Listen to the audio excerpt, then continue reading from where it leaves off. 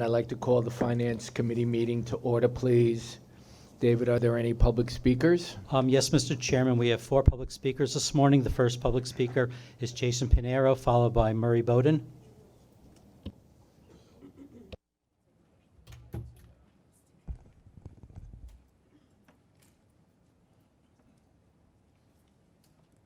Hi, Larry. I hope that you're feeling better, same as I. One thing that I want to bring up this month is better to save money than spend what you don't have. Why is that? Because we're wasting, Larry, and this is no joke. We're wasting a lot of money and contracts and procurements without taking the examination if it's beneficial, if it gives us a poison, if the system's going to collapse. All of those things, Larry, we have to take them into consideration because we want a system that's healthy, that could benefit generations to come. For instance, my children, my grandchildren, so on. Why can't us do the work, save the money, and not do like the infamous Mr. X, money thrown away? So let's spend that money wisely, Larry. We're talking about $51.5 billion in the next capital plan. Let's see if we can spend it wisely. Thank you. Our next speaker is Murray Bowden, who will be followed by Rachel Foss.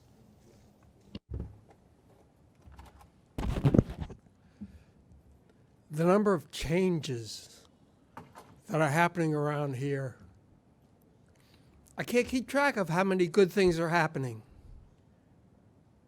I told everybody today, I hope I don't see you again, mostly because I don't want to be here.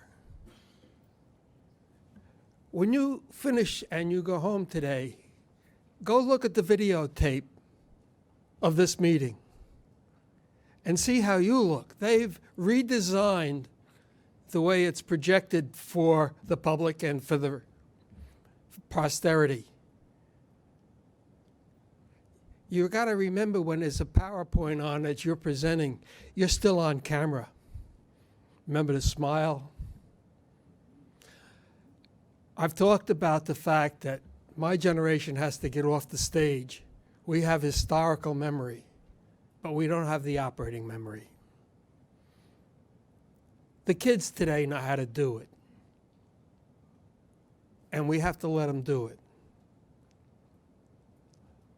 14th Street was a success. People on the avenue like it. Traffic is reduced. Cameras are coming. It's your responsibility as members of the board to carry this forward. I hope I don't see you again next month. I don't really need to do this anymore. I've presented the information to you. Please take care of it.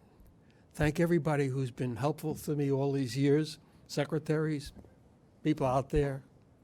I appreciate it. Thank you. Thank you. Our next speaker is Rachel Foss, who will be followed by Andrew Pollack. Good afternoon. My name is Rachel Foss. I'm the Senior Research Analyst for reInvent Albany. We advocate for more transparent and accountable authorities like the MTA. I'm here to draw your attention to a letter sent to the MTA Board by Budget and Transit Watchdogs, reInvent Albany, Citizens Budget Commission, NYPERC Strap Hangers Campaign, Transit Center, and the Tri-State Transportation Campaign, which called on the MTA to identify exactly how it will fund the increasing size of the MTA police force by 581 officers without increasing its growing operating deficit. Our groups are concerned that increasing spending on MTA police will reduce the MTA's ability to maintain a high level of transit service. This is the MTA's core responsibility, and its budget woes have already led to changes in bus service and reductions in subway cleaning staff, with more cuts likely in the month ahead as the 2020 budget is finalized. According to the Citizens Budget Commission, increasing the size of the MTA police force with 500 new officers and 81 supervisors for the new hires will cost $56 million in year 1 and almost $120 million in year 10. Over the 2020-23 financial plan, the new officers will cost $260 million and push the MTA's projected operating deficit of $740 million to $1 billion. One-time funding from the Manhattan DA announced in July with $40 million over 4 years is directed to fare evasion technology and station improvements and will only cover a fraction of this cost. The MTA has 783 MTA officers as well as 2,500 NYPD officers. And we'd like to note that peer transit systems like Transport for London deploy far fewer police. And according to TfL, they deploy 860 officers for the tube and commuter rail and 1,500 officers for streets who cover buses as well as other traffic issues for a total of 2,300 over the whole network. The proposal to add 581 officers would bring New York City and the MTA up to 3,800 over the whole system. So again, we ask before spending scarce transit dollars that you should work with the NYPD and establish clear goals and expectations to improve the effectiveness of existing policing. Thank you. Thank you. Our final speaker is Andrew Pollock. Good afternoon, everyone. A lot of things I want to get off my chest. Number one, Ronnie Hakem, good luck on your future endeavors. Second, to President Byford, keep up the good work. Now, a couple things. Number one, found out about the homeless plan. Good that New York City's finally getting one. And I'll mention that Kew Gardens Union Turnpike needs a lot of police right now because the same vagrant who's been panhandling since January, you know who you are, was there this morning. But it's not why I'm here. I'm here to talk about an idea for a pilot program for Long Island Railroad homeless outreach, which Kevin has brought up since last month, the idea of more police presence at Babylon, which is good because it's an N terminus. All right, very reasonable. But there are other stations that need patrols, I think, and I'm going to give a reasonable list. Mineola, Hicksville, Deer Park, Bethpage, and especially Wantaw. Now, why am I bringing up Wantaw? Well, because this past summer, I almost got into a confrontation with a homeless person. So that's why Wantaw should be considered in this pilot program. And lastly, we all know why we're here today. We're here to talk about overtime for the Long Island Railroad. I noticed the media is here today, which is a good sign. So you all have a very productive meeting, and I hope this overtime thing will carry on for the rest of the afternoon and going into the full board on Wednesday. Thank you. Mr. Chairman, that concludes the public speaking session.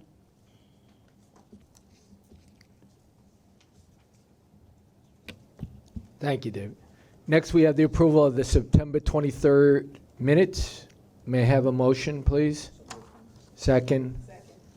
All those in favor? Any opposed? Minutes are approved. David, can you please take us through the work plan? Mr. Chairman, there are no changes to the work plan this month, and the next item on the agenda is Budget Watch.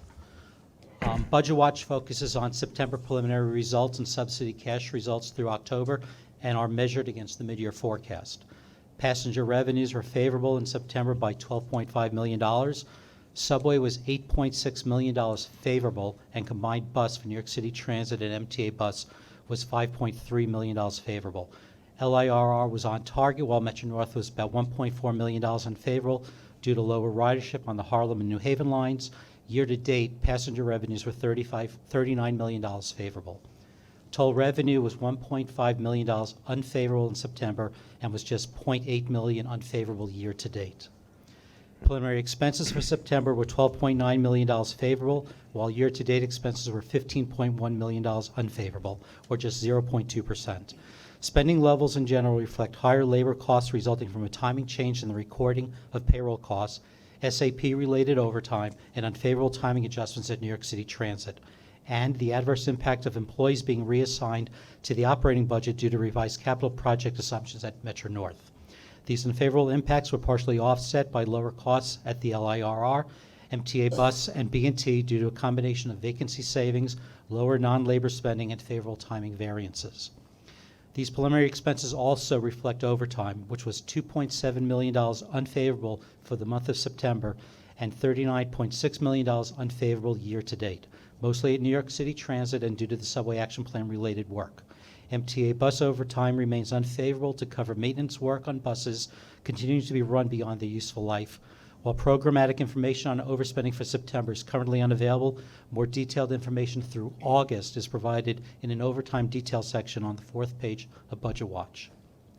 Debt service for September was $6.9 million favorable, reflecting the timing of debt service deposits, and year-to-date was $26.2 million favorable, reflecting both timing and lower variable rates. Subsidies in October were $4.8 million unfavorable. The payroll mobility tax was $11.7 million unfavorable due to lower than expected tax base, and the urban tax was $300,000 unfavorable. Partially offsetting these were favorable results of $2.1 million for the petroleum business tax and $5 million for the mortgage recording tax. MTA, MTA aid, and the for-hired vehicle surcharge were on target.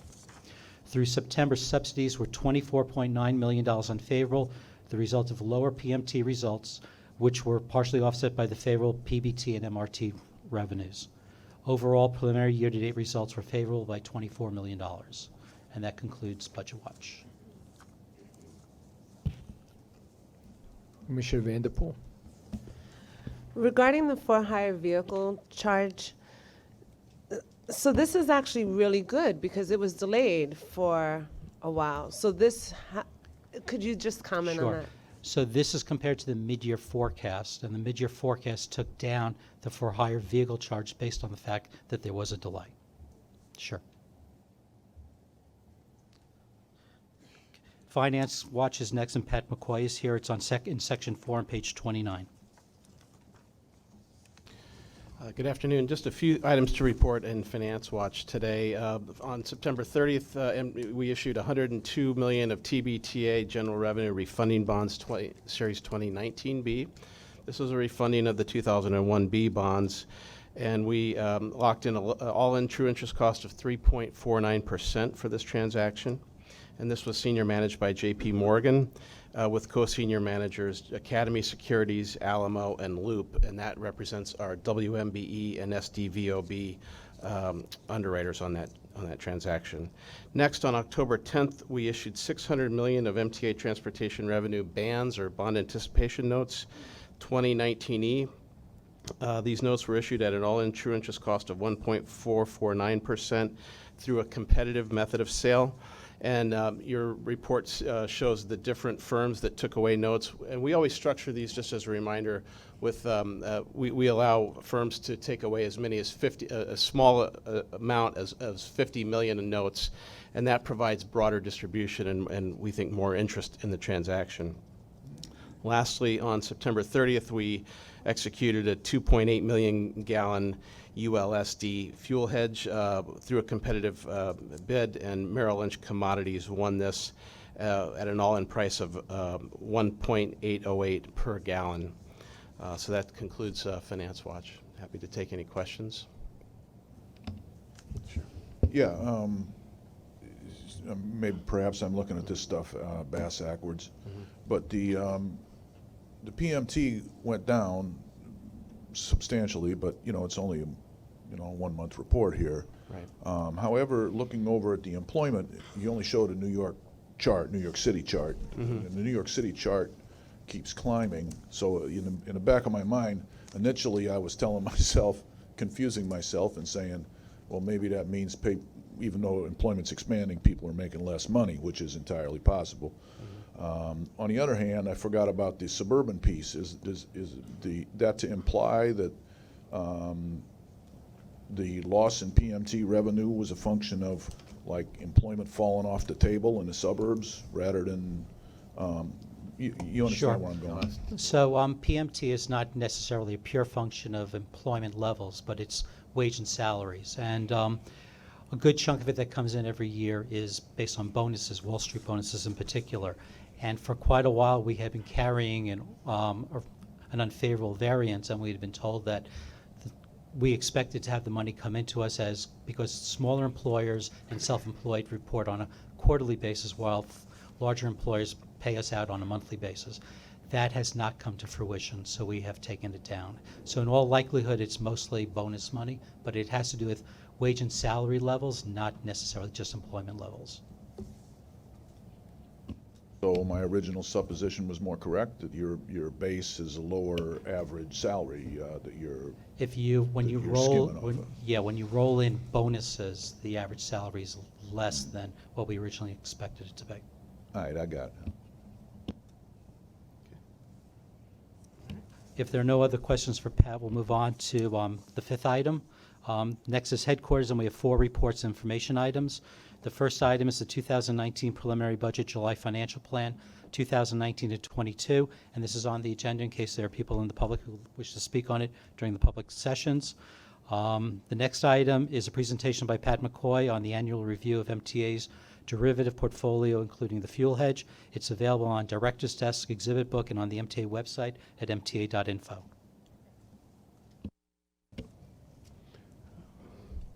Okay, I'll just go through this presentation quickly. This is a standing report that we always provide every October to the Finance Committee on our derivatives program. The intent of the program is to reduce budget risk by employing interest rate and fuel hedging strategies. Just to quickly summarize, we have $2.2 billion in notional amount of synthetic fixed rate debt outstanding with 8 different counterparties. These trades were executed beginning in 2001 through 2007, and they carry a weighted average synthetic fixed rate of 4.16%, and that's a fully loaded number. Next, we have the fuel hedging program, again, intended to mitigate budget risk by dollar cost averaging half of our ULSD expenses. And we currently have 23 hedges with 4 different counterparties. This is a very short program. The final maturity is 2021.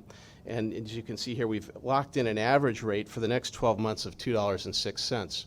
So the program's intended to really deal with the volatile spikes in the cost of fuel. So quickly, the small green slice here is what we're talking about in the for the interest rate transactions. As you can see, the bulk of our debt, over $30 billion, is in traditional fixed rate mode, or just under 88%. And then the yellow slice is just our unhedged variable rate bonds, floating rate notes and VRDBs that are backed by letters of credit from large commercial banks. And those are, and we report on those transactions at another point in the year, so we'll come back to that. So the point of the synthetic fixed rate debt is to lock in costs at the time. As I noted, 4.16% inclusive of fees. That we believe the exposure continues to be manageable, and we do have high quality counterparties that we're in these transactions with. Mark-to-market values do not impact capital or operating budgeting. The remaining average life of these trades is 9.4 years. And you can see here, this is the list of our counterparties, their ratings, the notional amount we have with each counterparty, and then the MTM in the final right column, that's the mark-to-market. As I said, that's a theoretical replacement value. It has no bearing on the economics of the trades themselves. And then just quickly on the fuel hedging program, again, our goal here, the way we've created this program, is to lock in approximately half of our fuel costs dealing with volatility. As you can see here, our counterparties listed at the bottom, J. Aaron and Company, Merrill Lynch, Cargill, and Macquarie Energy are our active bidders on these trades, and the full details are in the book. I'm happy to take any questions on any of this material, but I won't belabor it at this point. Commissioner Albert? Yeah. Pat, how often are the rates that you pay for the fuel hedging reviewed? Because fuel is changing, by the date, and Right. some months it is way down. Are our hedges reflective of that? Or are we locking in a somewhat higher rate just for the opportunity to be No, predictable? When we lock in our trades, again, I mentioned that they're competitively bid, and so when we go into the market on the day when we're going to lock in a hedge, our advisor, we work with our advisor, and typically we're rounding to several fractions of a penny as to what the actual price is. So it's very, very thin margins. And so we believe we're locking in at reasonable, very much market-driven. How long are we locking in for?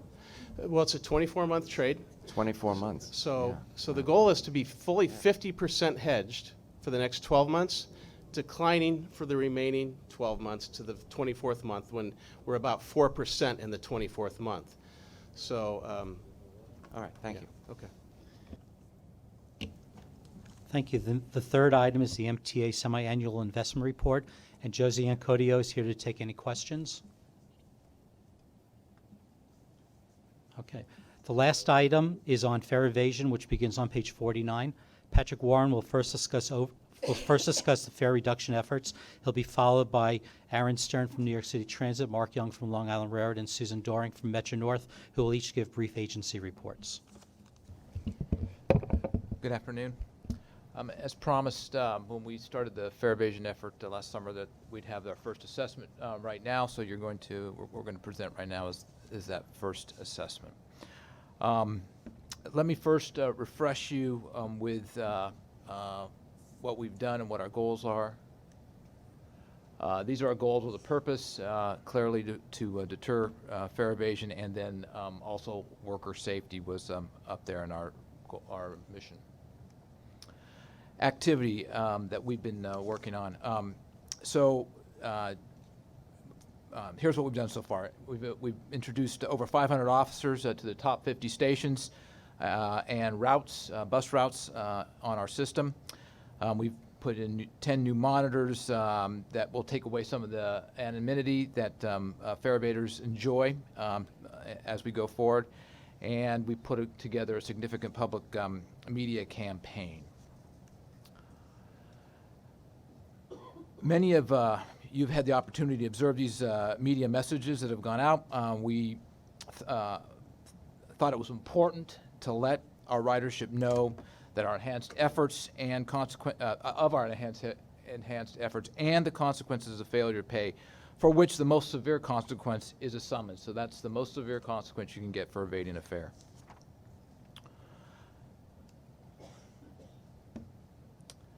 We also completed the installation of the first 5 additional CCTV cameras and remain on track for the last 45 to be put in by the end of the year. These cameras are aiding us in reviewing fare array activity, for which I'll show you an example here in a second of how that works, how that's helping us right now. And then they also prepare for the use of video analytics, which will inform us on the locations and times of hot spots for fare evasion in the future. Could you go back one slide again? Let's see if I have that technology. There. Do you see that slam gate on the lower right? Yeah. That's one of the Enhanced Station Initiative slam gates, Yeah. designed so anybody can just reach over and open it. Yeah, and those are going to be replaced or fixed, not replaced, but fixed over time. Yeah. So I think it's important to look at this slide right here. What this shows you is the how we put the new law enforcement officers out over the summer. They started out in June, and we reached full capacity by the end of, or by August. Just one question. Sure. Can you break out how many went to buses and how many went to subways, particularly in light our crisis is in bus? Yeah, so it's almost a 50-50 mix right now. Okay. So this is sort of important as we get to the results to understand just how long we've actually had officers out there right now. Started in June, but we really didn't reach full force until August, which is and the period that we're looking at for fiscal numbers are from June through August. I said I'd show you where cameras came into effect. This slide right here is a result of technicians looking at a video of, in this case, an hour period of time. At a particular, you can see the different stations there at the same period of time on different days. So one day with a police officer there, one day with a police officer not there. So you can see that clearly when there's a police officer there, there's no fare evasion, it's nil, right? And when the police officer's not there, we have a challenge. And that sort of highlights the real big insidious problem we have is that it's it's great where enforcement's there and working, but we want to change behavior such that people pay their fare just because it's the right thing to do, much like we put our seatbelt on in a car. The numbers there, just so I understand, 7 to 8 o'clock, so it's just that 1 hour? Yeah, we just reviewed it for this is a review of 1 hour's worth of tape. So during 1 hour, there were 23 evaders, so just that 1 hour? At that particular fare rate. Thank you. Thank you. Okay, so here's the meat of the topic. So you can see right here for the period from June to August that we have mixed results. The bus rate is better, and the subway rate is worse. And you can see the amount of revenue loss we think we have it to date based on these numbers. I'll go in the next slide. I'll go into some observations about that rate, and then we'll talk about some next steps. So first, we have received nothing but applause from our workforce that operate in and around these enforcement efforts because they feel more secure, and it's quite gratifying for the police that are out there that when they see the workforce. Second, during these initial months of improved deterrence efforts, we enhanced our fare evasion assessment practices. Specifically, we added more counters, more training for those counters, and more supervision of those counters. So as a consequence, that rate is better now, and it showed a worse rate than we originally expected. So we believe that factors into those numbers. We don't have the quantitative information to say exactly how it factors into the rates that we saw in the previous slide, but it clearly is a significant factor. Third, as described earlier, our police presence has had minimal opportunity to deter fare evasion as they built up their numbers over the summer, and that was over the same period that we've done this first assessment of fare rate loss. And fourth, we've started with verbal warnings and the deterrence provided by just having police present there, sort of a scarecrow effect. So we were very judicious in the beginning of this program on handing out summonses. So those are observations. Just the placement of officers. In my first term here on the board, there was a practice of hiding behind poles to catch people in the act. Are these officers, up front to alert people, or are they again using hidden kind of devices? By and large, all the officers they're in uniform and they're very clear can be seen. Okay. There's a few exceptions. That's important. For Eagle. Thank you. Okay. Next steps. So from these initial observations and information, we are analyzing how to modify our efforts to achieve a greater effect. We will focus efforts on some identified hotspots, and so as we continue to look at the data, at both that comes in from the enhanced assessments, as well as information that we're receiving from cameras, we're identifying those better places to put to achieve a greater effect. But we need to remember that again, while law enforcement's there, it's clear that we get to zero fare evasion, but it's the larger challenge of getting people to change their behaviors writ large in the system in order to get the numbers that we're looking at, we want to get to. We will address the challenge presented by swipers. Swipers are becoming a larger and larger challenge for us, and so along with the NYPD, we are looking into how we can better attack that challenge. We will adjust our marketing strategy to further inform the public of the value they get from their fares, and we will enhance some of our law enforcement measures as we go forward based on the information that we've learned so far. So that's the initial assessment. If there are no questions at this time. Yeah. Pat, there's a lot of questions. Oh. Okay. So you're not going to get to run away too Well, I thought you might quickly. want to listen to the No, rest no, of it. they'll get their chance, trust Okay. me, and we also need to talk about overtime. Sure. Look, I appreciate everything everybody's trying to do to address the problem of fare evasion. This is a very serious problem. That's an understatement. But I will tell you, from where I sit, all our efforts to date are not working. We're going in the wrong direction. When I sat here almost a year ago, it was explained to us we had a serious fare evasion problem. We didn't know why there was a decline in the fare box revenue. Some people thought maybe there was a decline in ridership. That wasn't accurate. We found out that it was an increase in fare evasion.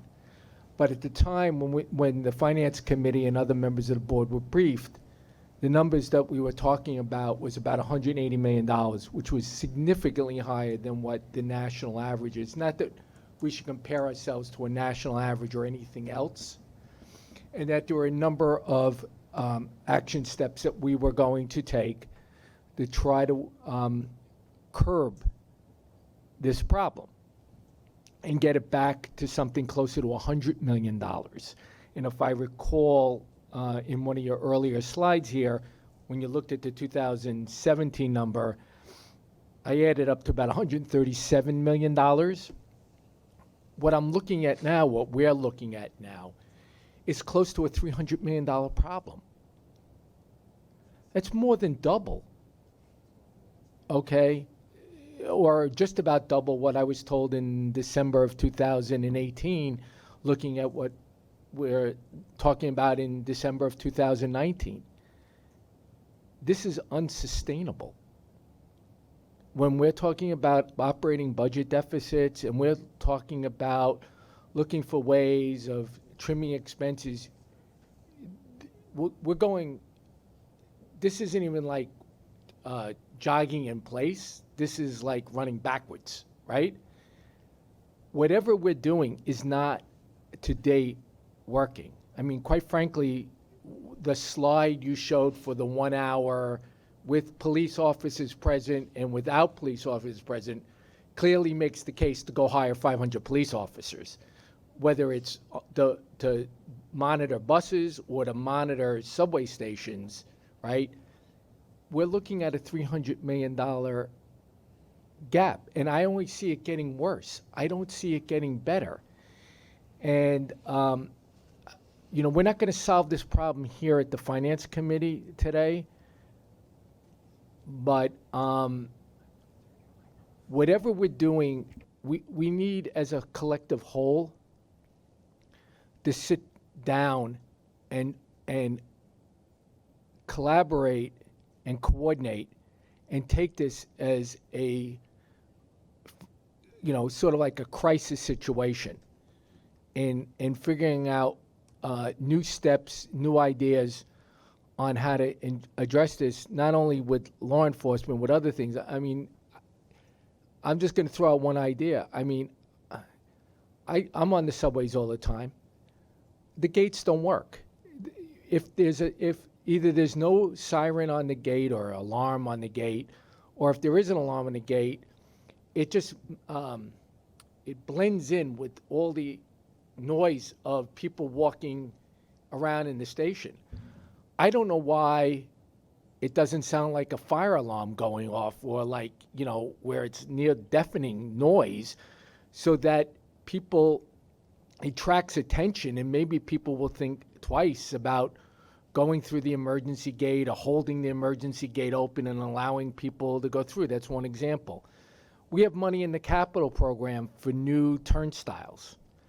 There's different types of turnstiles that have been used in other mass transit systems around the country.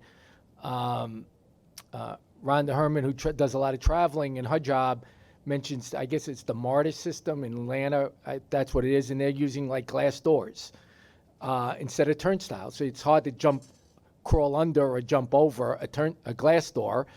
I'm not saying that's the solution either. What I'm saying is, from last December, we didn't go from like $100 million to $180 million to $190 million problem. We went from $180 million to $300 million problem. That's nuts. It's just nuts. It's indefensible. I don't know if anything else has gone up that much year to date. Not even overtime, which I think is problematic, has gone up like that year to date. And I think there's a lot more justification for why overtime increases than why fare evasion is increasing. So And the last thing I just want to say, and I want to give other board members a chance to speak, is, as you know, the Inspector General did an audit. And her office made a series of recommendations. And Tim is no longer involved with this.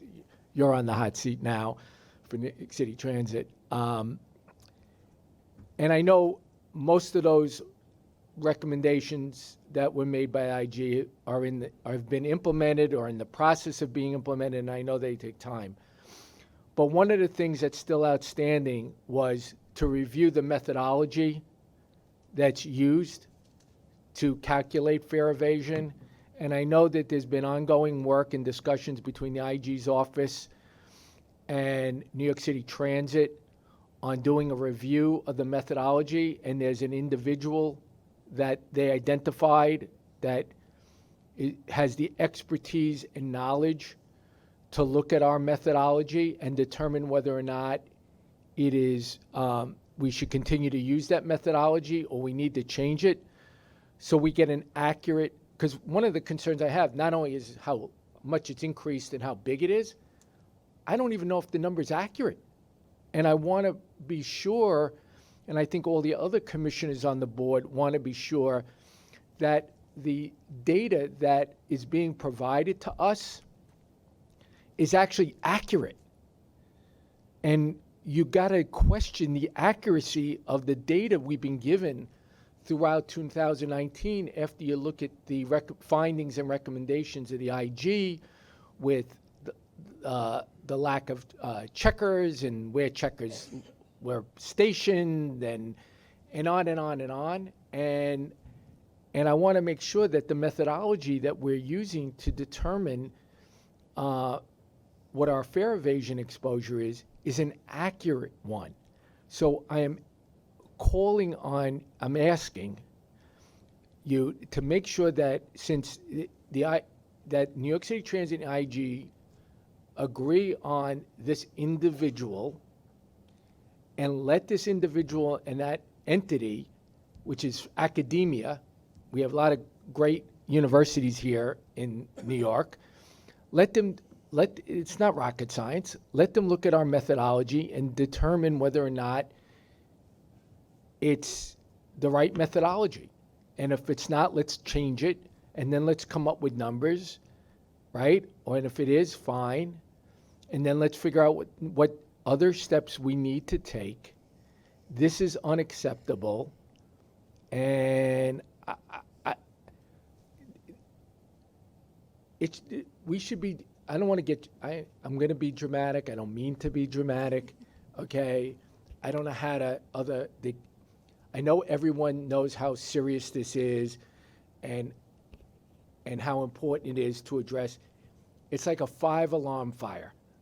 That's what this is, $300 million. That's like a 5-alarm fire. And and getting it down even to that's $150 million in savings that could go to fund so many things in our system. I know it's not all in subways, it's buses too, but it's like 4 elevators. a lot of something. So I'm just telling you that it's unsustainable for us as the finance committee, and quite frankly for the full board, to sit here month after month and listen to these numbers and not seeing an immediate reversal. So I'm going to confer with a lot of my colleagues on the board and try to work together with all the 4 operating entities and figure out how we have to address it, but we have to view it as a crisis and not just as a fiscal problem. Okay? Commissioner Feinberg? Hey, Pat. Thanks for your work on this. Couple questions. You showed the fare evasion rate on buses going way down. What is, and subways going up. What do we think the what do we think the cause of that is? I assume we've put the Eagle teams on buses, and then we saw the fare evasion rate going way down. Is that correct? I know that I know that the fare evasion rate on buses is still higher than subways, but we're seeing an impact there. So we don't have the whole answer quite yet. So we just have gotten the information, and we're trying to analyze it ourselves. But part of it, we believe, goes to we don't understand the dynamic yet of having a better way of count that we put into place. So we need to evaluate that and determine what that did to the numbers as we go forward. And since we sort of now have the summer baseline, we'll have a better chance of understanding where we're going forward. And then Commissioner Schwartz's comments will look at that part of it. Getting another agency or somebody to validate that process. So with the one difference on the buses, a couple things. One is that there is some seasonal differences in the buses, so that could be also factored into it. And the second thing is that it is easier to fare evasion is more contained on a bus, because everybody, once they're on it, right, and you have a chance to talk to them, than it is in a subway station where it's very fluid location. But all of those things need to be evaluated before we really could give you a great answer to that question. And it's a question we want answered ourselves. We're trying to figure it out ourselves and know what to do. Okay. Pat, I just want to make sure and then I'll let Commissioner Lin go. To Commissioner Feinberg's question, my concern is I want to make sure that it's not viewed as misleading.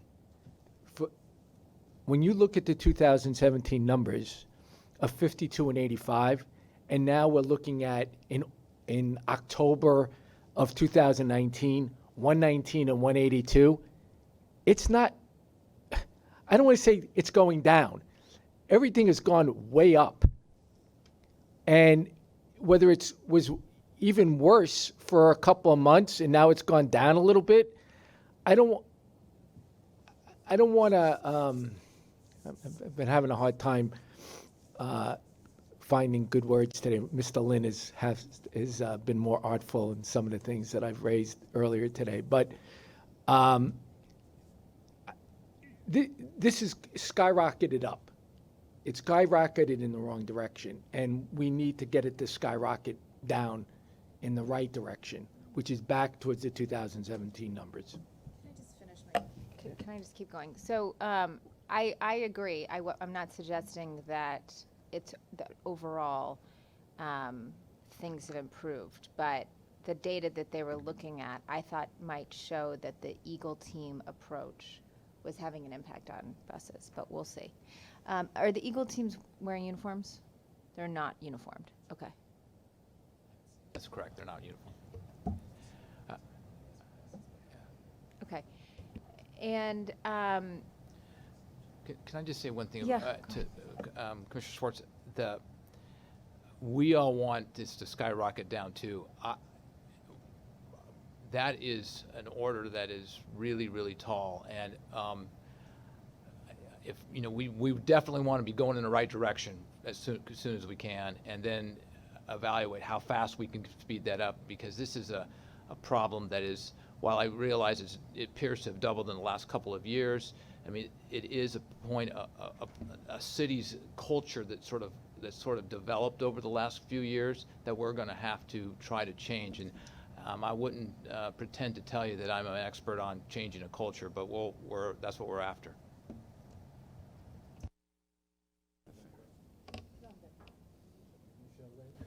Thank you. So I think we are all in the same place in terms of the importance of the issue and the need to figure out solutions.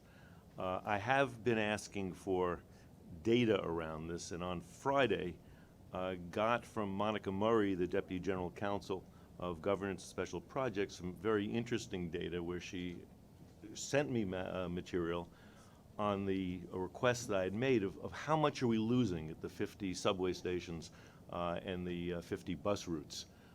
And it was, to me, fascinating in that of the 50 subway stations with the highest level of revenue loss, we're losing 26.71 million in that estimate, about 27 million, all 50 subway stations. If you look at the 50 bus routes, according to the material she sent me, we're losing 105 million, 4 times as much on the 50 bus routes. The even more amazing thing to me was I took a look at the 5 bus routes with the biggest loss. And the 5 bus routes with the biggest loss was losing 26.72 million. Exactly. I mean, how often does data work within 100th of a million? Exactly the same same loss as all 50 transit stations. So if this data is accurate, the idea of putting half of the cops on the buses and half on the subways doesn't make any sense. It also doesn't necessarily make any sense that cops are the answer to this if it's the bus issue. What I'm saying is there's data on hand. We don't need to get Harvard professors to tell us any more. This is material we already have. And they are saying to us that 5 bus routes are losing the same revenues as 50 subway stations. We have to act intelligently, if I'm interpreting the data correctly. And if it is, we ought to be pointing our resources with the right dollars, the right people. It may be, Larry, that you're right. It's cameras in the subway stations, maybe it's cameras on the buses, but it's certainly using the right personnel to deal with the problems. 5 bus routes equal to 50 train stations. That ought to be showing where we are pointing our efforts. So what's the suggestion? Cops on buses then? No, my suggestion is maybe not cops. My suggestion is if you're losing 26 million, 27 million on buses, then the order 1 priority ought to be what to do with those 5 bus routes. That ought to be number 1, because you're looking for a home run.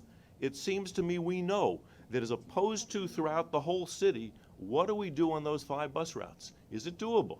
And then maybe the next 5 bus routes after that. But that seems to be where the revenue loss is. Yes. If, as is the case with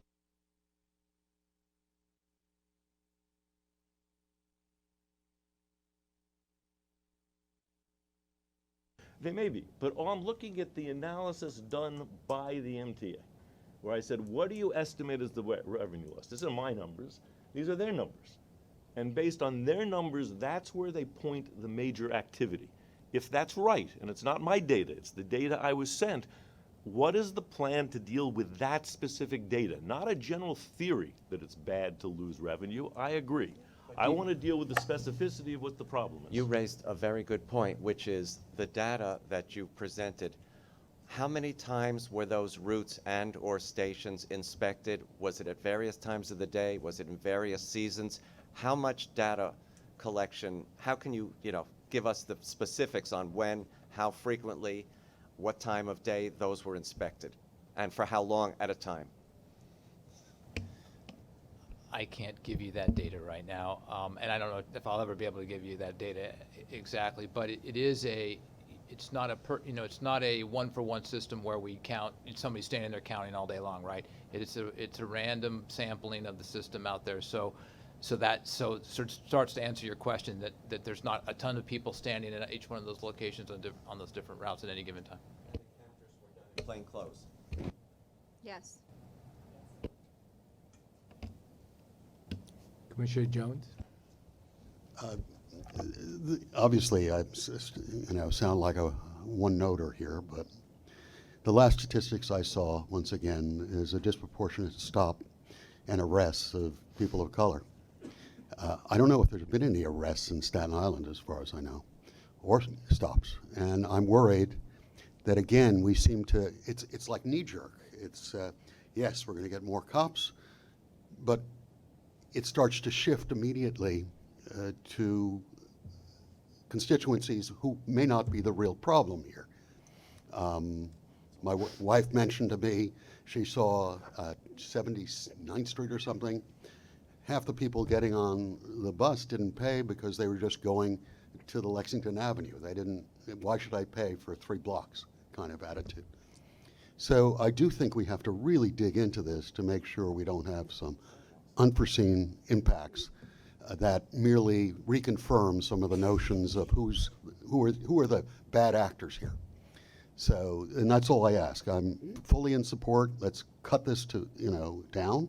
And I've done a lot, obviously. Hopefully the half-price fare it will help somewhat in poorer neighborhoods.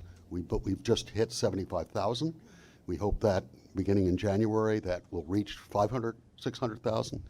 So we can start to wipe out people who just can't afford it. But then I think we have to make sure that we see what's going to happen with the touchless ability, which should make it a little less onersome for parts of Staten Island where they don't have machines. But again, police is a pretty crude implement to deal with a very complex issue, and I just urge our discretion that we don't march down another road here that leads to all sorts of inequity.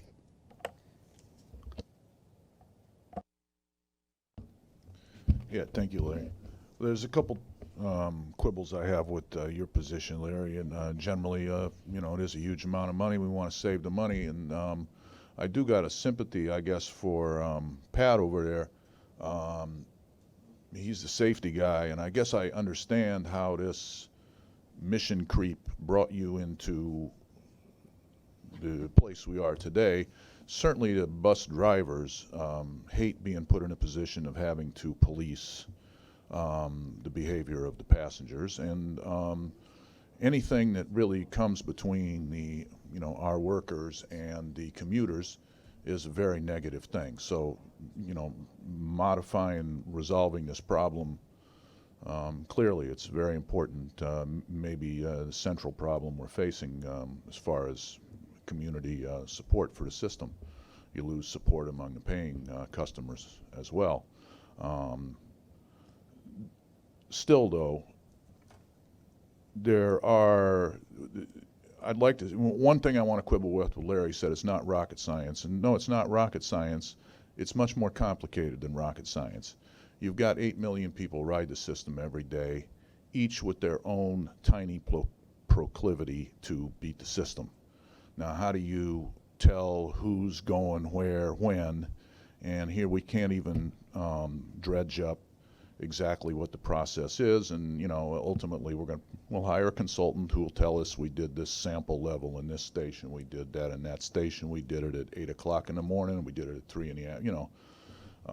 All of us have our own ideas on how best to do that sort of study, and I don't doubt you have professionals here that would be totally capable of doing a job. However, we'll probably fall back on bringing on a consultant to tell us how to deal with this. But that said, when you put the numbers up there of the difference in behavior when there's a officer present and not, looking at that, I didn't have time to go over it. I didn't see a mean or a median number there for what you achieved, but off the top of my head, it looked like about 20 people an hour. And again, what hour that was matters, but 20, and part of Larry's premise here was this proves we need the cops. Well, it proves the cops are effective, but it doesn't prove they're cost effective. 20 times 275, what's that, 55? Do you get a cop for $55 an hour? I don't think you do. I don't really know their, you just told me you were on a PBA thing. I don't know what. Offenders, multiply that by 300-400 times, and maybe they're. Well, that's what it gets to be, is what do you only succeed here when you change behavior. And my real question here, I know I'm a little convoluted here, and not as convoluted as Larry's was, but I don't have a thing around my neck. But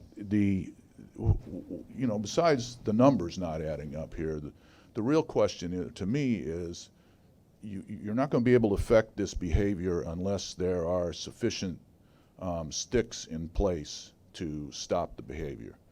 So do we control the level of punishment that's assessed to the individuals? To what extent does the legislature control it? To what extent do judges control it to eliminate our ability to actually do anything to these people? Or are we just going to be arresting the same people over and over and over who, if you beat the fare a few times, you probably pay off your fine. If you look at it in cost benefit analysis, what affects these people's behavior? I don't really know what it is, and I don't think any of us know what it is. I think part of the, looking at the numbers here, we're making a pretty good case for just running the buses for free. That'd eliminate the problem, eliminate the criminality, eliminate the suspected disparity in discipline. But here, I just don't really see how the numbers add up either way here, and what we're going to do to make them up. But we do. I believe we have no control over what the fines are that are assessed here. You tell me. That's my main. The fines are set by legislators. They're $100 each time you get a summons. How much was that? $100. Never mind. Commissioner Brown, are you still going? Or are you finished? I was going to ask what the fine was for running through the toll on the bridge without paying.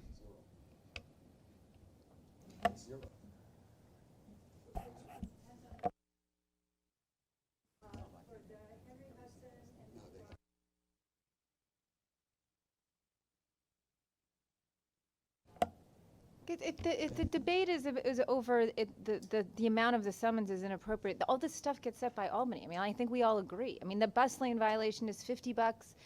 If you pick up if you're a cab and you pick up someone at LaGuardia without waiting in the line like you're supposed to, it's $1,000. I got all kinds of problems with like how Albany does their job. But just a couple points. One, the reason Pat Warren's in charge of this, even though he's the chief safety officer, is because he's extremely competent, and when we hand him stuff, shit just gets done. I did not mean to just say that.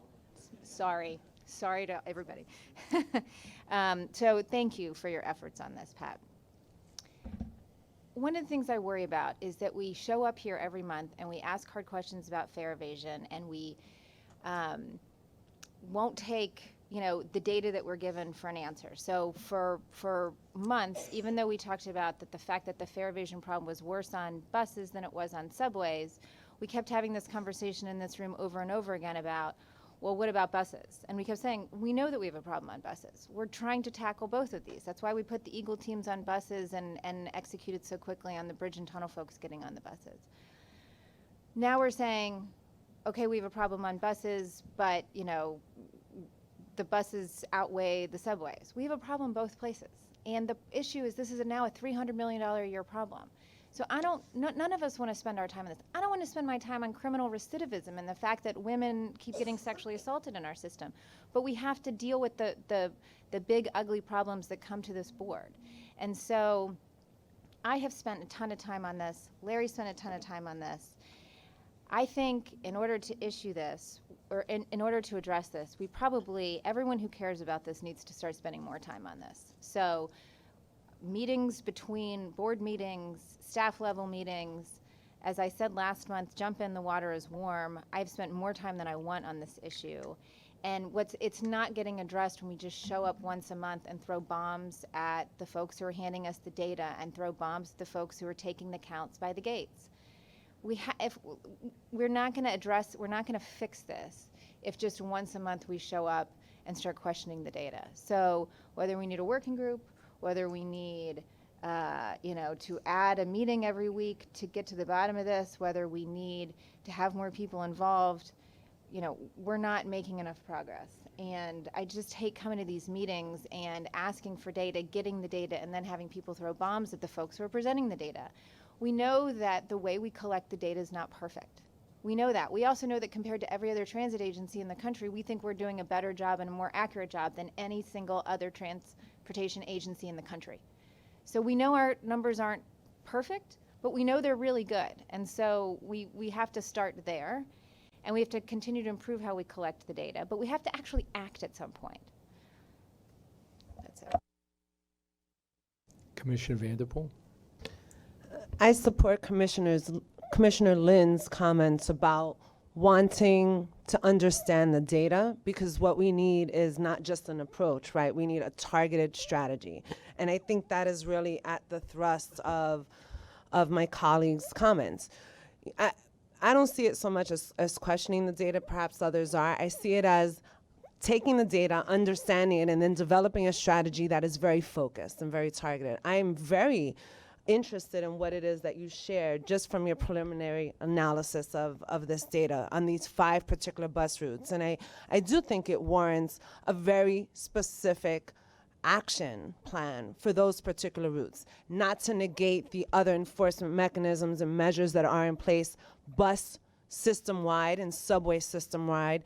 I agree that we have to look at this holistically and comprehensively, but I don't think that that preempts analyzing the data to develop more targeted strategies.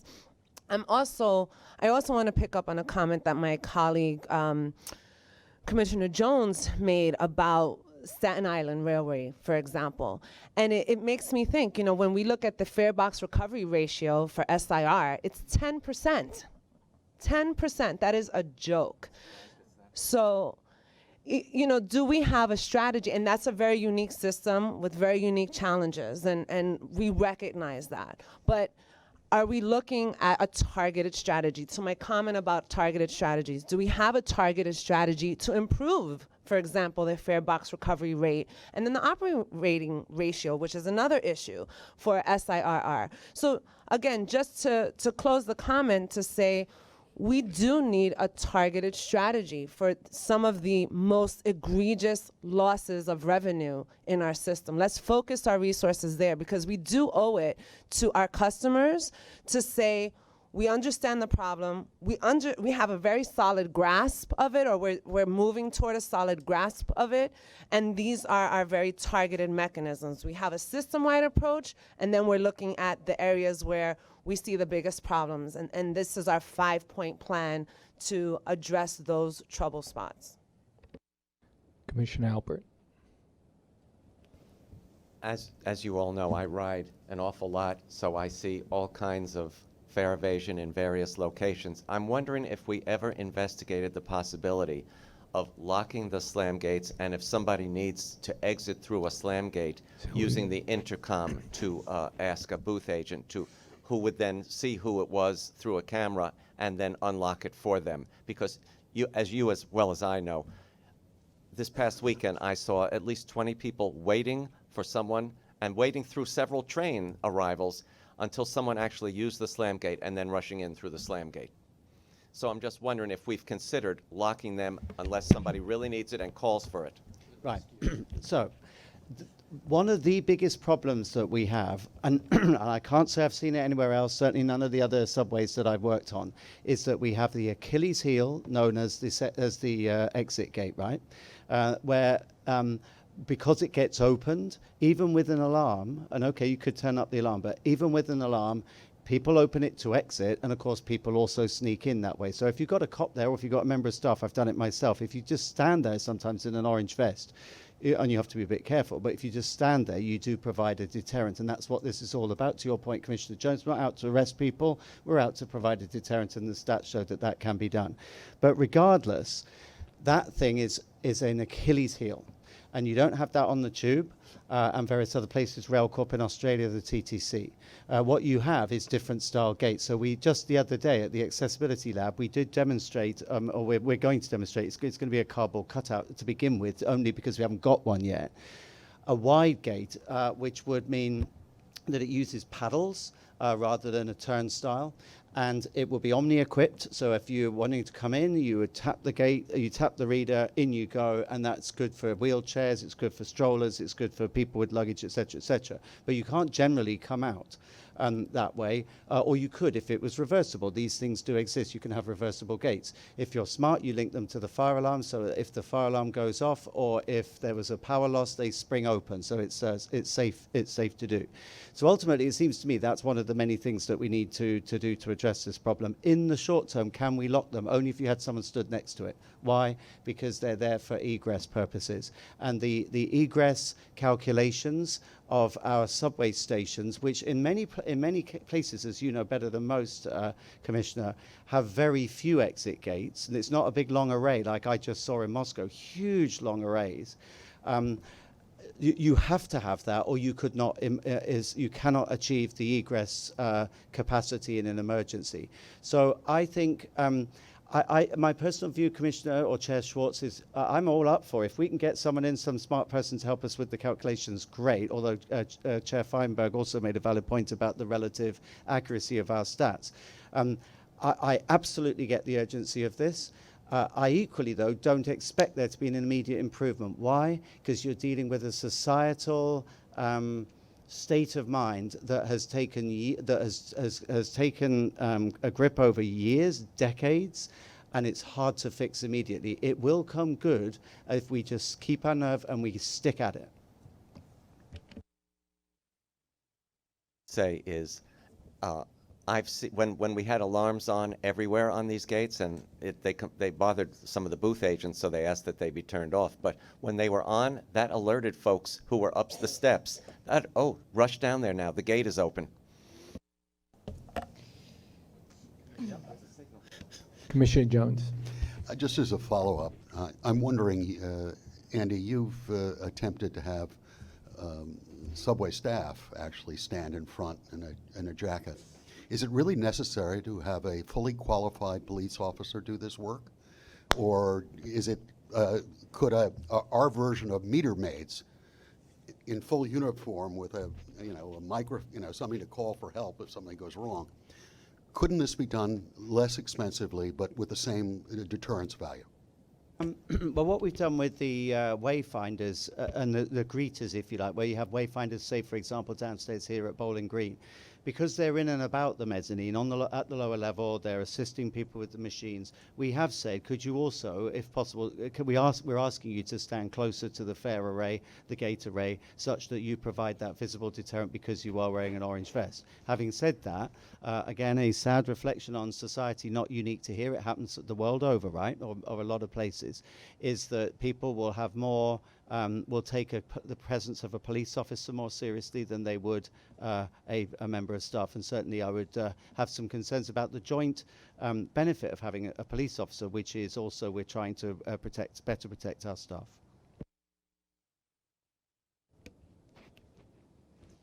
Commissioner Lin. So let me just pick up on a couple of the themes.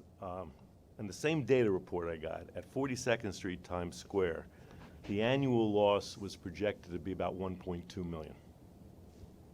So if you, and I'm sure there are lots and lots of gates at Times Square, if you used 7, 8, 9 police officers, if you add in their fringe benefits, their healthcare costs, their overtime costs, that would cost you more than $1 million. So the cost of those 7 cops, that my guess could not reduce the 42nd Street Times Square to 0, but maybe they could. If they reduced it to 0, you then would have a break even at that point. I'm not saying we shouldn't pay attention. Perhaps it's a camera, and it's someone monitoring the camera. We don't use meter maids anymore in the city, they're traffic enforcement agents. But a traffic enforcement agent in a uniform costs a third, 40%. Of what the police officer costs. Is that the right person? I don't know. But I'm suggesting we already have data on hand to intelligently make progress. And I'm not convinced we're doing it adequately yet. Commissioner Feinberg. I want to ask Andy some questions about fair fares, but before that, I'm a broken record on this. Not all of the police we're talking about are going to fare evasion. I just want to say that for the 9,000th time in case there's still confusion. I understand some of the police will end up being involved in fare evasion because they will either be there or it will become an assignment for a moment in time. But let's just be clear. The 500 new police we're talking about are not going towards fare evasion. Okay. Sorry, Pat. We are, at MTA, are in violent agreement with all that's been said here.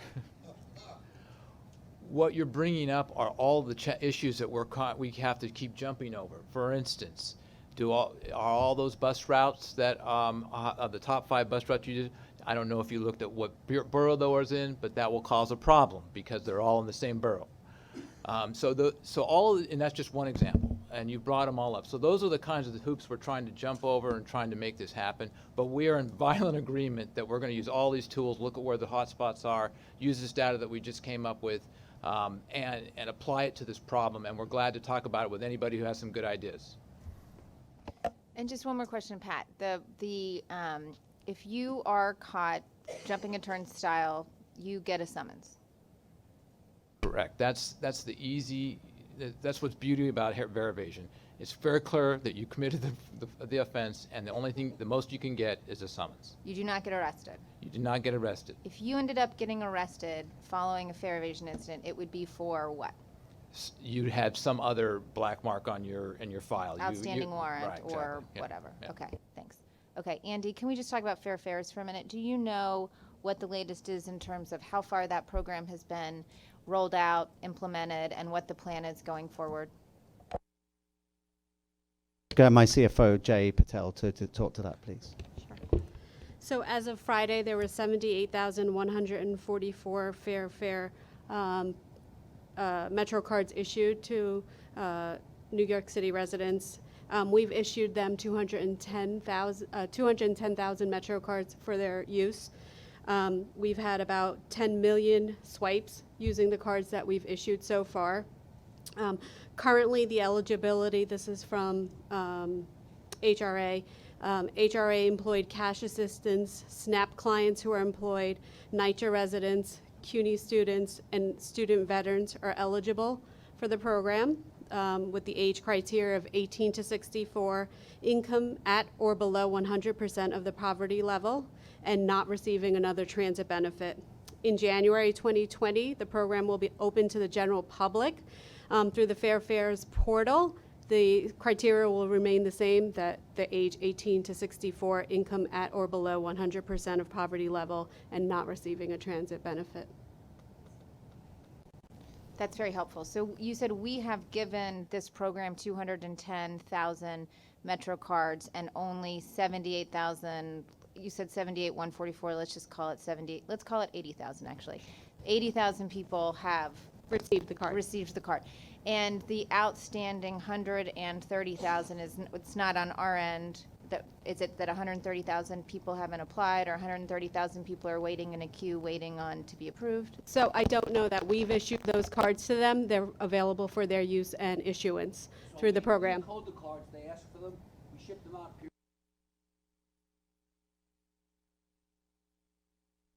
Yeah, when I talked to Steve Banks about this last week, it's clear that the NYCHA and CUNY rollout is just beginning.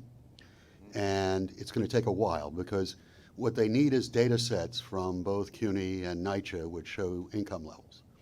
So there's probably going to be a lag, or certainly going to be a lag, until people learn about it, because the rollout has not been that widely disseminated. And so there's going to be a lag for a while. But again, this is a city cost, has no impact whatsoever on MTA. Thank you. Does any other commissioner have any other questions? Fonda? I just wanted to ask a while ago, what is an illegal swiper? These are individuals who essentially damage or somehow render a machine that you can buy your card out of inoperative, and then they stand there at the turnstile and they'll sell a swipe from usually from several cards they have that are like the monthly card, to people going through the turnstile or want to go through the turnstile. So Pat, and Andy, I appreciate both of you sitting here. We're going to go to the commuter railroads in a minute. Look, I'm not going to take any cheap shots at any of my colleagues on the board here, whether I agree or disagree with any comments they make. But one is, no one is here to throw bombs at anyone here. I'm sorry you're on the hot seat, but obviously we're all in agreement, you're in agreement, that this is a serious issue and a serious problem. Andy, I'll talk to you offline. Maybe there's ways in which we could, as a board, work to help come up with more solutions or better solutions. Two is, I generally don't ever get accused of being convoluted. I get accused of being too direct and too forward. I think I've been pretty direct since December of last year when I've asked people to come in and talk about this issue and problem. And that's why we're ComStatting this like we ComStat performance metrics, which we've never done in the past, so that we can work with you on a real-time basis and not hear about a problem 12 months, 10 months into the fiscal year. So we just need to figure this out.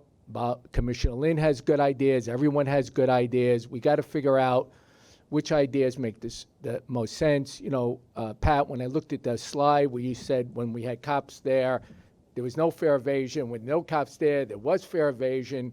I'm not saying that that's conclusive that cops make all the difference in the world, but it may be something that will help. Maybe some of those police officers that we're looking to hire can be deployed, increasing the number of Eagle teams.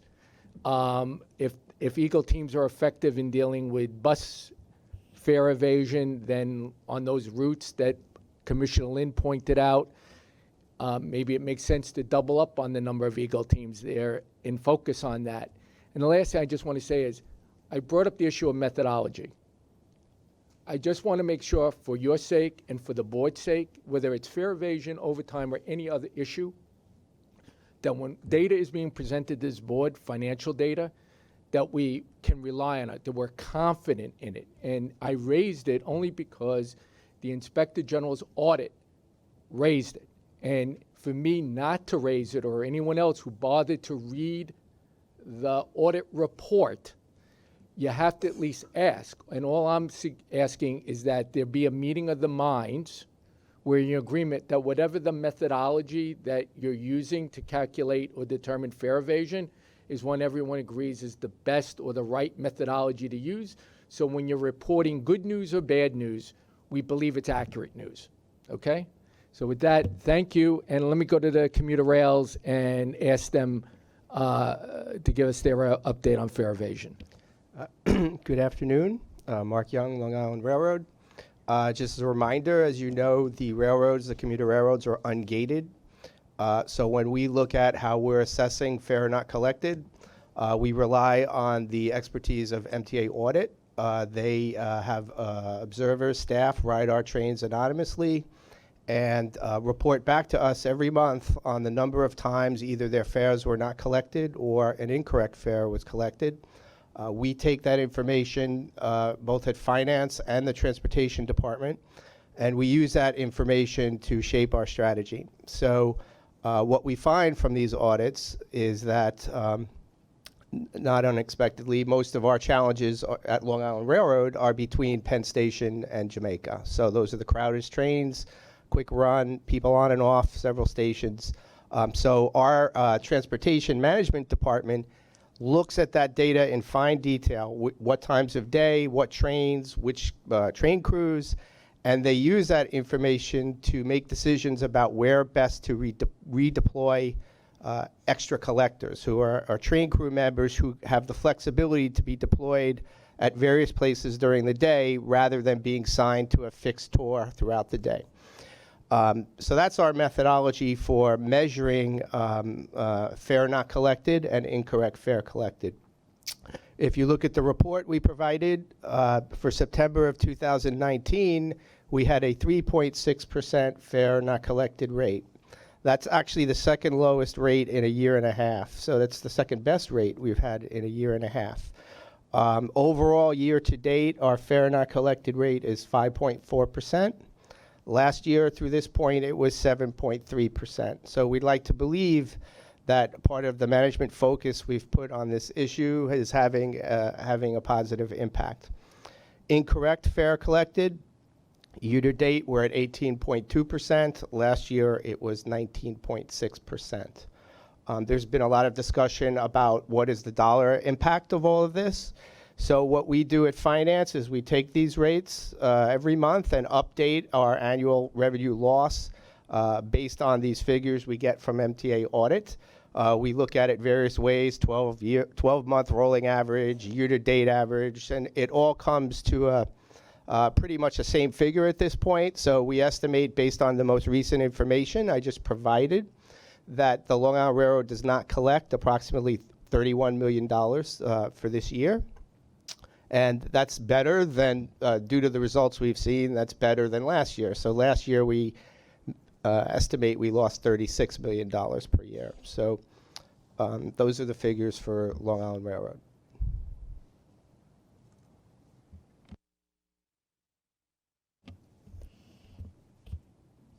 Okay, this is Sue Doring with Metro North. Like Long Island Railroad, we work very closely with MTA Audit Services to address the results of MTA Audit's onboard revenue compliance program. And we do that through a comprehensive review and follow-up of actions by Metro North transportation managers, much like the Long Island Railroad does. Just to talk a little bit about what the two types of audits include, the Fare Not Collected audits is a test of the collection of all types of one-way tickets. The percent of loss therefore reflects this portion of revenue, not the percentage of total revenue collected. So commutation tickets, because those are purchased and used throughout the month, are not part of that Fare Not Collected metric. Incorrect fare collected is a measure of a specific type of test and is also not based on the entire population of ticket types and ticket collection.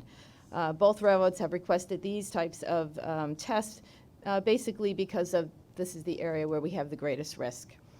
As Metro North in September, MTA Audit conducted 442 total tests over the course of 344 train rides. Our Fare Not Collected rate was 1.5%, down from 5.4% in August. Year-to-date, Fare Not Collected is 4.0. Much like Long Island, this was the lowest percentage we've had in Fare Not Collected since June of 2018. Fare Not Collected represents about 2.09% of total revenue. And through the end of September, that equates to about $11.5 million. Annualized, that's about $15.3 million. The incorrect fare rate in September was 9.2%, down from 18.4% last year. Incorrect fares are 16.2%. Revenue loss associated with this test is approximately 0.19% of total revenue year to date through the end of September for about $1 million. Annualized, that comes to about 1.3.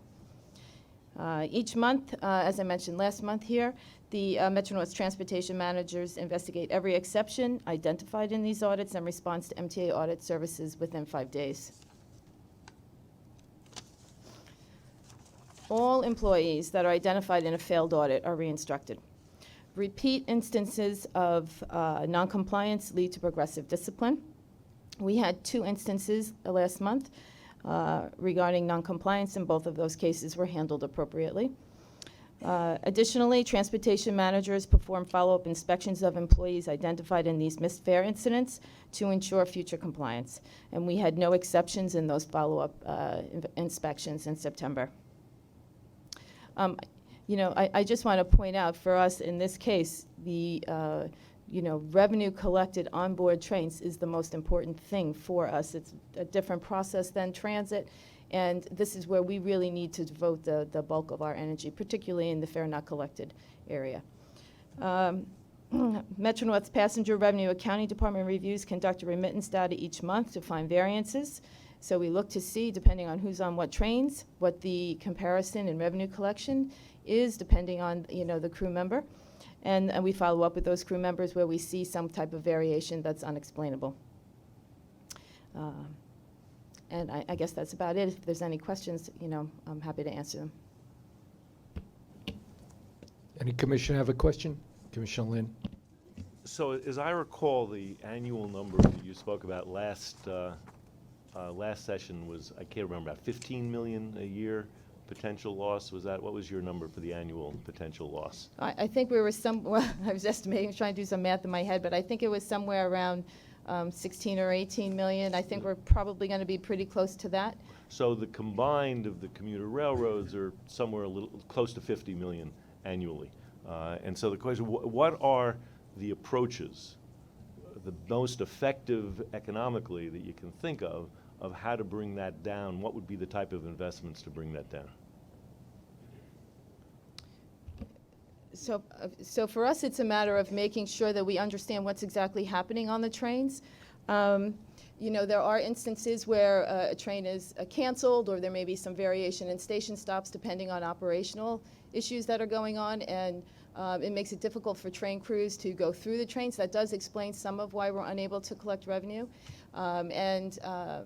It could be crowded trains because there's some event going on or something that's bringing a lot of people. So I think the most important thing that we can do is understand what exactly is going on the trains. And to your point about digging down into the data and having a good understanding of what that is, I think that's, we are really trying to do that. We go out and we follow up with every single train crew that comes up, with these exceptions. And to follow up and understand what's going on gives us an opportunity to either evaluate potentially stopping patterns. It could be put another train crew on the train if we see that there's consistency. I think that's the greatest effort that we can make, is that follow-up. It's also about making sure that the conductors understand what our expectations are in terms of collecting revenue. And we do that through training, and we bring them in on an annual basis, and that's part of their training as well. We give them tools to how to get through crowded trains, how to maneuver their way through any particular conflicts on board the train, how to handle situations that occur on the train, whether it's someone who refuses to pay the fare, or there's a medical emergency on board the train that distracts them. We give them as many tools as we possibly can so that they can effectively get through the train and collect the revenue. And I would just add one other thing. Of course, everything Sue said applies to Long Island Railroad. One other thing I would add is another piece of this is making sure customers activate their e-tickets prior to boarding. That takes time. If a train crew encounters a person that hadn't activated their ticket, it takes time from them getting through the rest of the train. So we've made a lot of effort to educate the public about activating before boarding.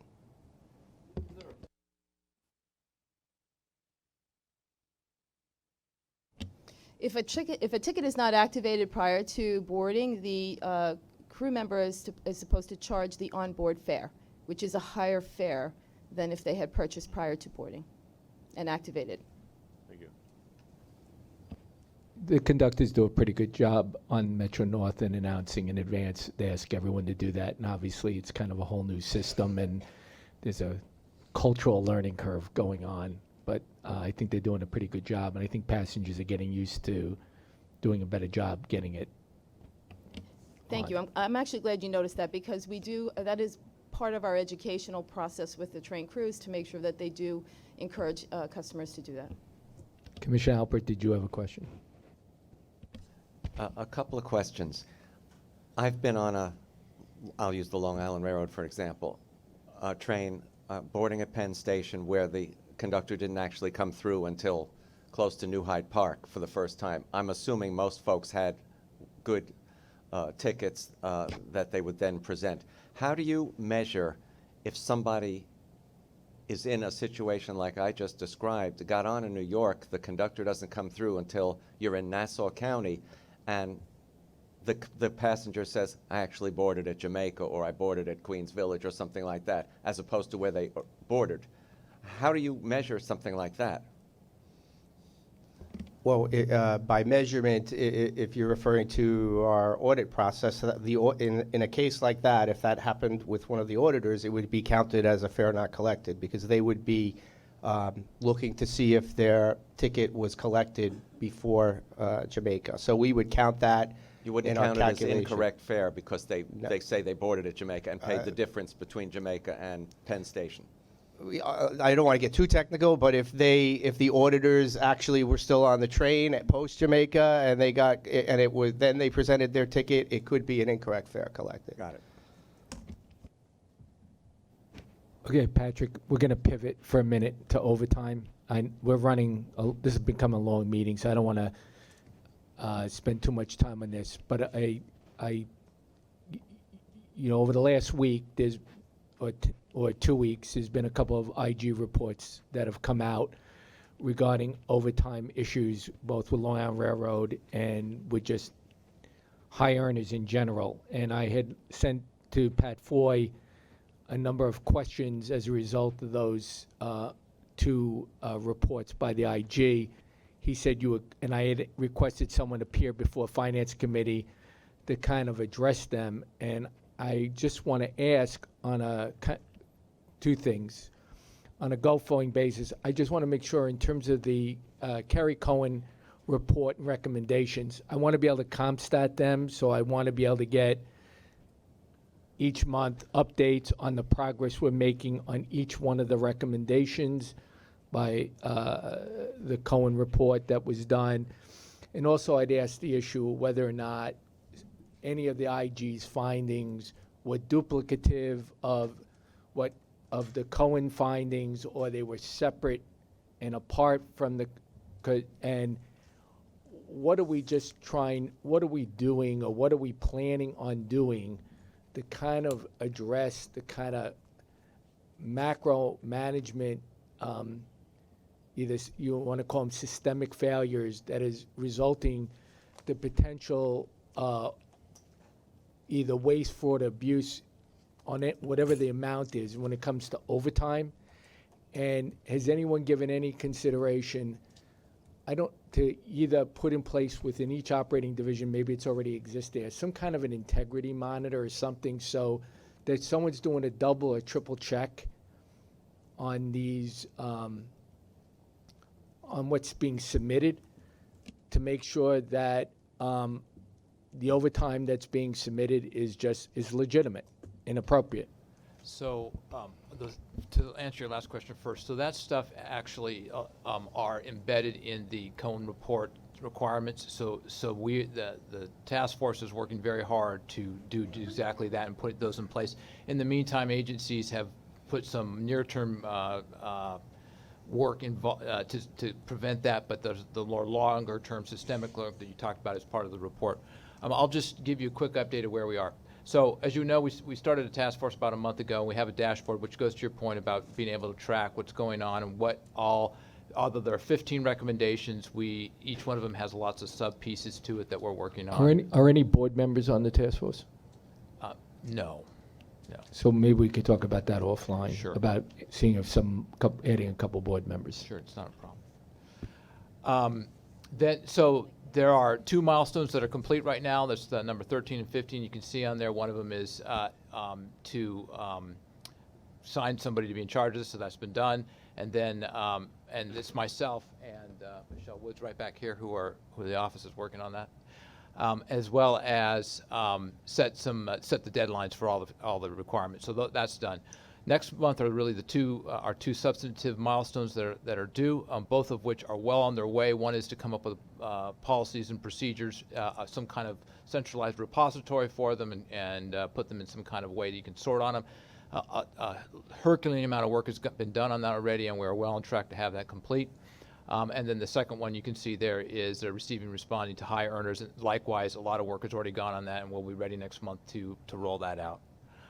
To your second point about the IG report that came in. So we went through the IG's recommendations, which are listed on the slide here, and we crosswalked them with what was in the Cohen report, and so you can see where they lie in that regard. The IG report is more granular at many levels. For instance, it will specifically say, make sure you have names and who the supervisor was and times like that. And so that kind of very specific granular information is being woven into the task force requirements to move that stuff forward. So I think we're in real good shape there in making sure that those things are all covered. And not surprisingly, they did discover largely similar things. So, so I think those answers your questions. And just before I ask if any other board members have questions, I just want to make sure too that our payroll systems can successfully be integrated with the Kronos biometric system and everything we're doing, because I think there was a concern that was raised in the Cohen report whether or not our payroll systems can be integrated, and I don't want to. That is one of the recommendations. It's being worked on feverishly. It is not a short-term fix, but it is one of the ones that's being feverishly worked on right now. Commissioner Lynn? I will try to be very brief.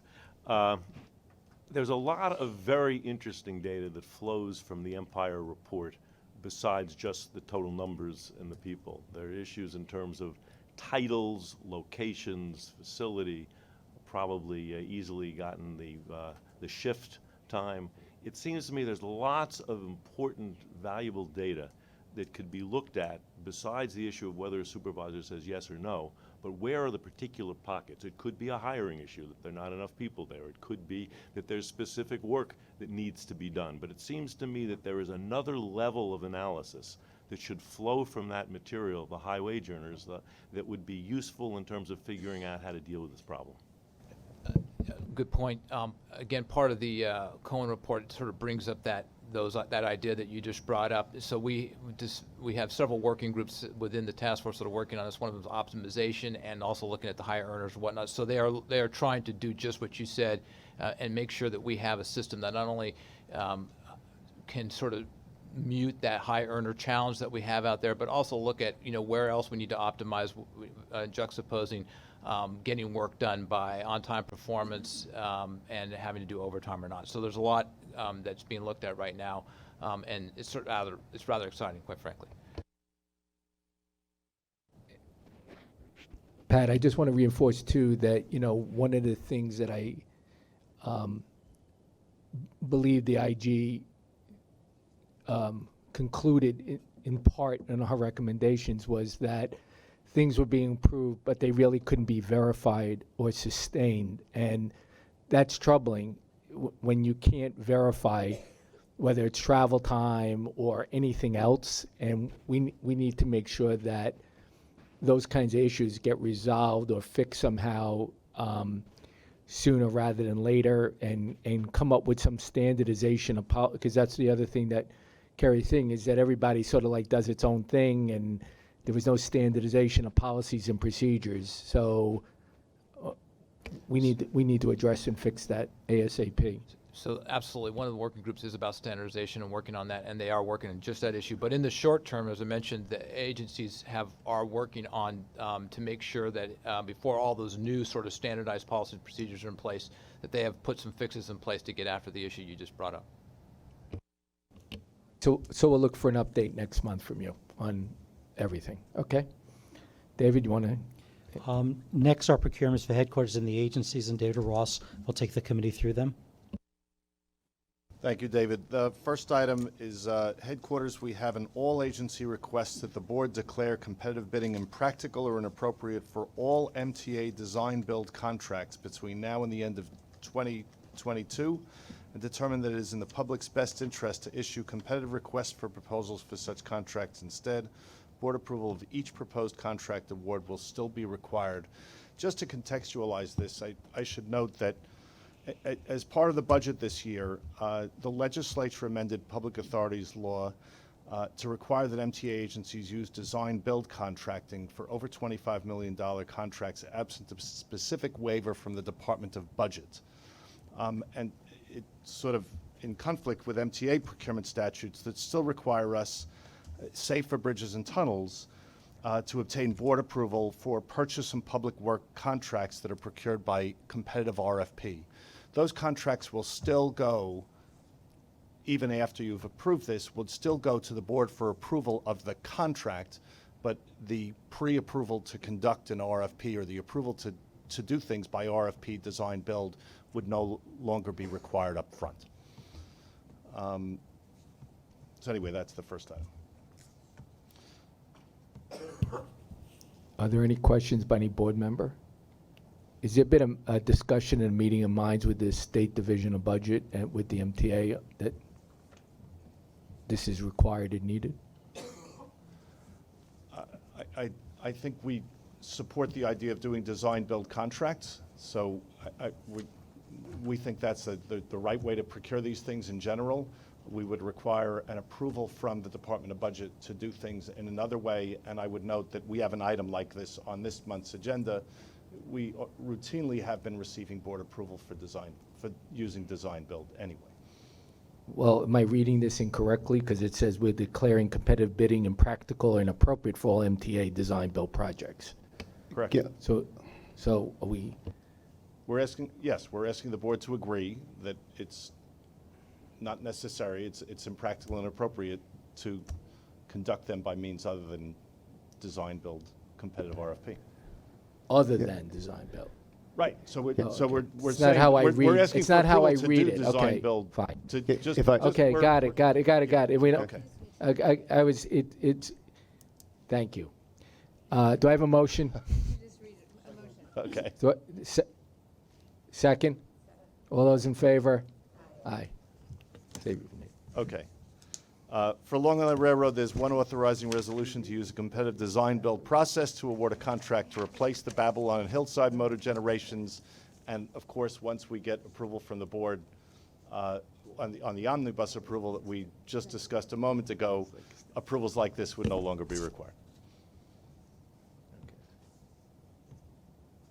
You did Long Island Railroad just now? That was it for Long Island Railroad. Okay. Any questions? Do I have a motion? Second? All those in favor? Aye. Opposed? Motion carried. So next is New York City Transit has 6 competitive procurement actions totaling $249,075,799. The first action is an award to Prevost Car US to purchase 257 over-the-road express diesel buses and related items for the MTA Bus Company, utilizing federal funds in an estimated amount of $151 million. Next is a request to ratify awards to Siemens Mobility and Thales Transportation and Security for $20.7 million and $23.3 million, respectively, to supply communications-based train control car-borne equipment for the R-179 and R-211 subway cars on the 8th Avenue line. Awards were made to both firms in March 2019 pursuant to a declaration of an immediate operating need to ensure timely availability of the CBTC equipment. The third action is an award to Prevost Car US to purchase 50 over-the-road express diesel buses and related items for New York City Transit in an estimated amount of $43.7 million. The estimate includes a $13.6 million option to purchase an additional 23 buses. The next action is an $8.4 million modification to extend the contract with Global Contact Services for up to 120 days to continue operating the paratransit call center while a competitively solicited RFP for a replacement contract is completed. The fifth item is a $2.1 million retroactive modification to a contract with Hallmar International. The additional funding will cover costs associated with accelerating and resequencing the replacement of 2 escalators, stairs, and an elevator at the 42nd Street Grand Central Station on the Lexington Avenue line to minimize disruption to the public. The last item for New York City Transit would authorize the addition of options to purchase up to 588 additional buses through 2 existing solicitations for which authorizing resolutions were previously approved by the board. An option for 30 low-floor, 40-foot all-electric diesel buses will be added to the federally funded competitive request for proposals for 45 low-floor, 40-foot all-electric buses, and an option for 558 low-floor, 40-foot buses, 210 of which are diesel electric hybrid, and 348 diesel, will be added to the competitive request for proposals for 275 low-floor, 40-foot diesel electric hybrid buses. That's it for New York City Transit. Any questions? I'll make a motion. Do I have a second? All those in favor? Opposed? Motion carried. So there are 4 competitive procurements for bridges and tunnels totaling $570,662,558. First is a $507 million award to TransCore LP to design, build, operate, and maintain the Central Business District Tolling Program infrastructure and toll collection system. In connection with this award, approval is also sought to pay $250,000 stipend to the unsuccessful proposers. The second action seeks approval to increase funding for as-needed inspection and design, engineering, and engineering support services with a panel of 15 firms by $38 million. The next action totals about $18 million, including the award of $17.7 million contract to Trevcon Construction Company for competitively procured design build services for fender protection and fire standpipe system at the Bronx Whitestone Bridge. In connection with this award, approval is also sought to pay stipends totaling $268,000 to the 4 unsuccessful proposers. The last action proposed by Bridges and Tunnels is a $7.1 million modification to a contract with HNTP WSP Parsons Brinkerhoff to add construction phase support services for the rehabilitation of the upper-level approach decks at the Verrazano Narrows Bridge. Any questions by a board member? I'll make a motion. Do I have a second? All those in favor? Opposed? Motion carried. Larry, I abstain on the last three, not the TransCore one, but the ones involving the engineering firms. Some of the engineering firms on the list either recently were or currently are members of the LIA. Thank you, Commissioner Law. So that concludes that, and there are no items for Femtech, so that concludes the procurements. Back to David. MTA Consolidated Financial and Operational Reports are on pages 81 to 136. And next is David Florio with Real Estate. Real Estate Committee, the real estate items are on page 138 of the book. There are 5 action items. The first 2 are retail amenities, one at a Long Island Railroad Station, Flushing, Maine, the other at Croton Harmon from Metro North. There are 3 New York City Transit items. One is a license access agreement for retail adjacent to our right-of-way at 34th Street, Herald Square Station. The second is a ground lease with the South Brooklyn Railway Company to facilitate a rail car facility and track improvements in Brooklyn. And the last is a surrender of master lease property to facilitate bus facility improvements in Friar Rockaway. Any questions? I'll make the motion. Do I have a second? All those in favor? Opposed? Motion carried. We need a motion to adjourn. I'll make it. Do I have a second? All those in favor? All right, thank you.